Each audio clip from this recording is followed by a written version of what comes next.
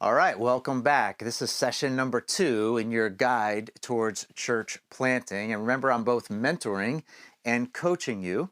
And so with the coaching hat on, I'm asking you, did you do what you said you would do?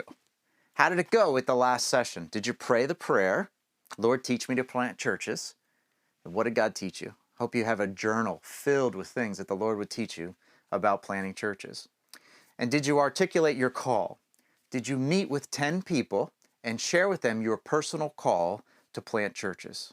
Now, you know I love you, but if you didn't do that, if you didn't meet with anyone, then you're not ready for this video.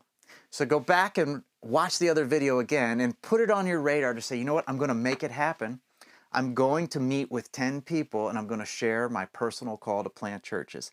I know it's a disruption of your schedule, but you can do this. You can do it, and I want to help you get there. And you can only get to the next step if you do the first step, all right? All right, so for those of you that made it, high five, congratulations. I'm pumped with you, and I'm excited to take you to this next place. And so remember, we're looking at the 7 prayers of church planting, and this is a mentorship time.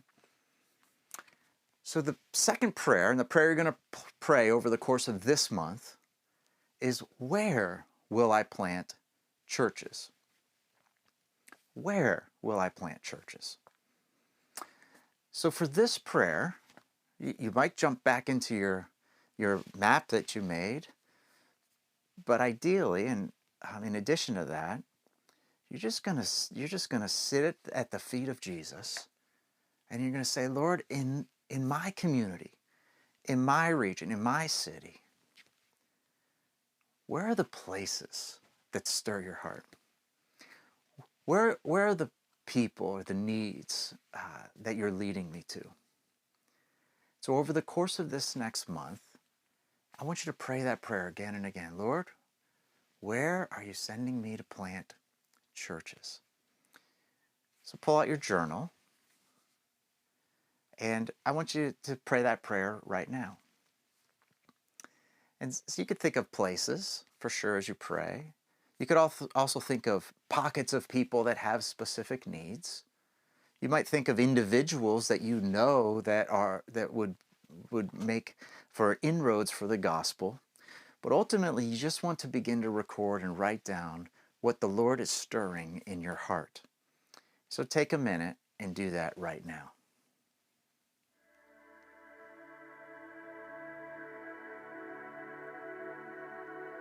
Now, as you continue to pray this prayer over the course of this month, just seek the Lord's heart on where He would have you plant churches. And let me just add one last thing to this. Do you notice the question and the prayer isn't, Lord, where will I plant a church?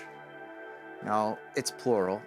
You're asking the Lord, where will you plant churches? Because remember, from the beginning, the churches that we're planting are part of a movement of multiplication. So you want to bring that church to a place of maturity where it's sending out the next church planter. So keep praying that prayer over the course of this month and journal. Write down everything the Lord tells you, every creative space and place that the Lord would lead you to plant churches.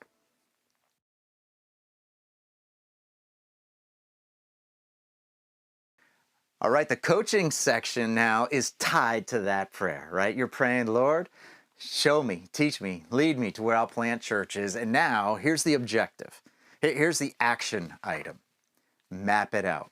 Map it out. Now, you can go back to the map you drew in the Encounter Weekend and in the guidebook. I think it's on page 17. You can review that map.